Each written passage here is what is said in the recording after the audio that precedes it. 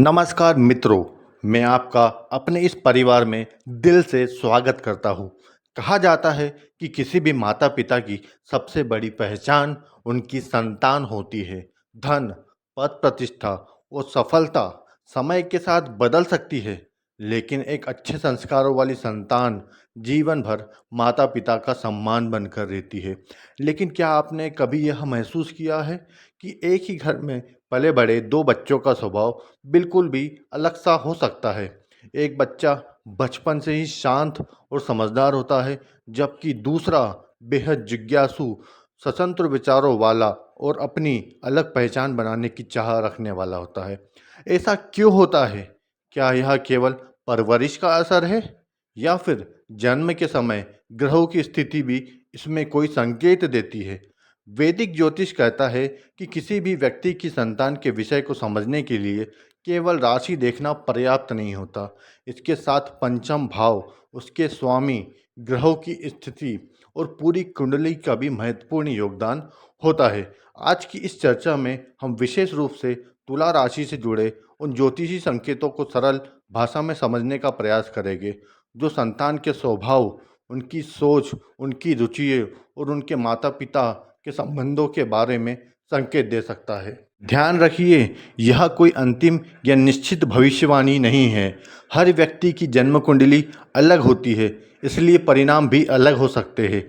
लेकिन यदि आपकी राशि तुला है, तो आज बताई जाने वाली कई बातें आपको अपने जीवन और अपने बच्चों से जुड़ी हुई महसूस हो सकती है। हो सकता है इस चर्चा के दौरान आपको अपने बच्चे की कुछ ऐसी आदतों का कारण भी समझ आए, जिन्हें लेकर आप वर्षों से सोचते आ रहे हैं। तो आइए बिना समय गवाए इस रोचक विषय की शुरुआत करते हैं। सबसे पहले एक महत्वपूर्ण बात समझिए। जब भी हम तुला राशि के संतान योग की चर्चा करते हैं, तो वैदिक ज्योतिष में पंचम भाव का विशेष महत्व माना जाता है। पंचम भाव केवल संतान का ही नहीं, बल्कि बुद्धि, रचनात्मकता, शिक्षा, संस्कार और आने वाली पीढ़ी का भी प्रतिनिधित्व करता है।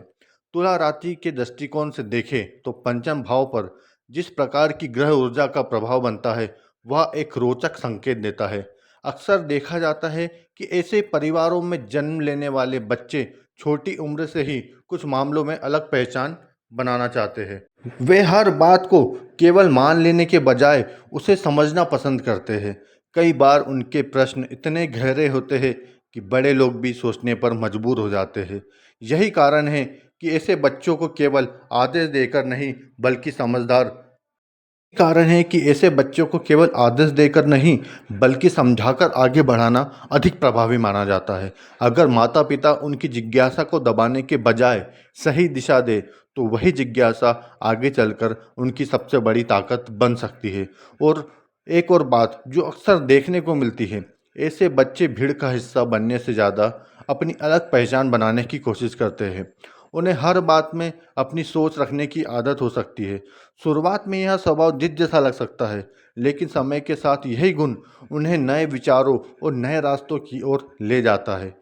यहीं पर अधिकांश माता पिता एक छोटी सी गलती कर बैठते हैं।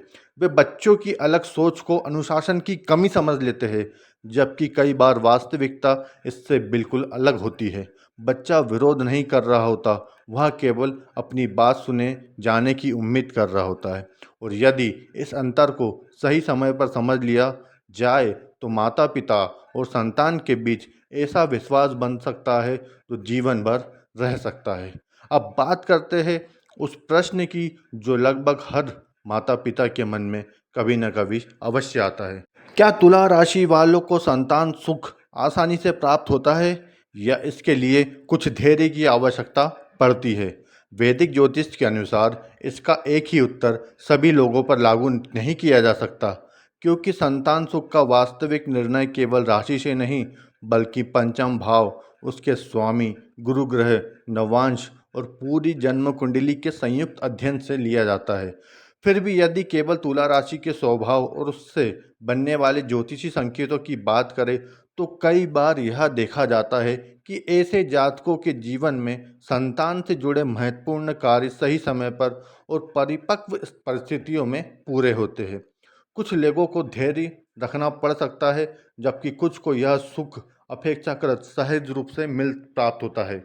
यही कारण है कि इस विषय में जल्दबाजी से कोई निष्कर्ष निकालना उचित नहीं माना जाता।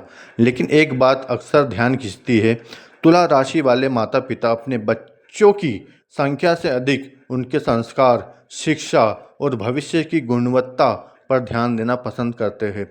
उनके लिए यह महत्वपूर्ण होता है कि संतान जीवन में सम्मान अर्जित करे और अपने कर्मों से परिवार का नाम रोशन करे। अब जरा बच्चे को स्वभाव को समझते हैं।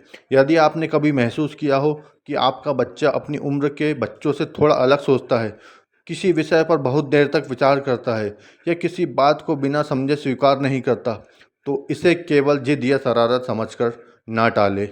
कई बार यही उसकी सबसे बड़ी विशेषता होती है। ऐसे बच्चों में प्रश्न पूछने की आदत सामान्य से अधिक हो सकती है। वे जानना चाहते हैं कि कोई नियम क्यों बनाया गया है, कोई काम किस कारण से किया जाता है और किसी निर्णय के पीछे वास्तविक तर्क क्या है। यही जिज्ञासा आगे चलकर उनकी समझ को मजबूत बनाती है। शुरुआती वर्षों में कुछ बच्चे थोड़ा शांत दिखाई दे सकते हैं।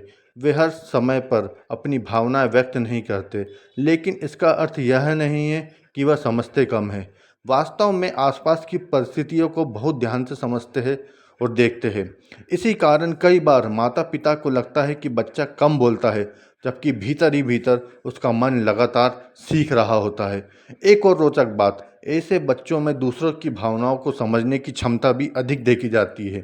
यदि परिवार में किसी सदस्य को कोई परेशानी हो तो वे जल्दी उसे महसूस कर लेते हैं। भले ही अपनी भावना तुरंत व्यक्त ना करें, लेकिन भीतर से वे परिवार के प्रति जागरूक और गहरा जुड़ाव रखते हैं।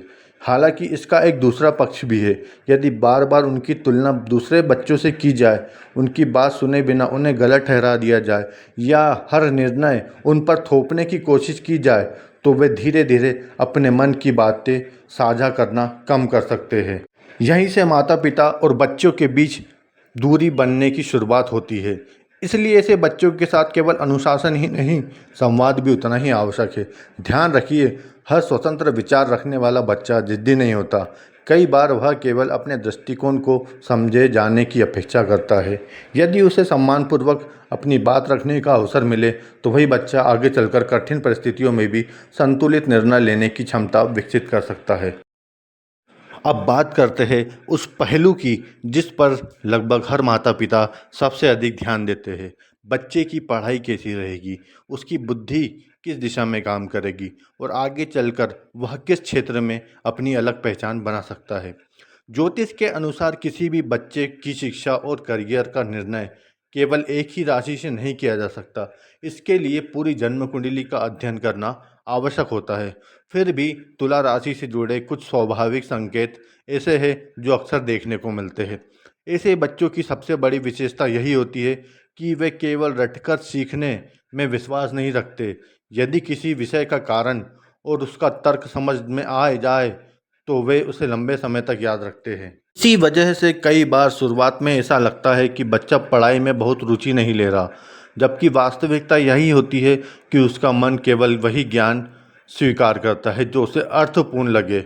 ऐसे बच्चे को सही शिक्षक, सकारात्मक वातावरण और प्रोत्साहन मिलता है तो उनकी सीखने की गति आश्चर्यजनक रूप से बढ़ सकती है। और एक और बात अक्सर देखने को मिलती है, इनकी रुचियाँ केवल किताबों तक सीमित नहीं रहती।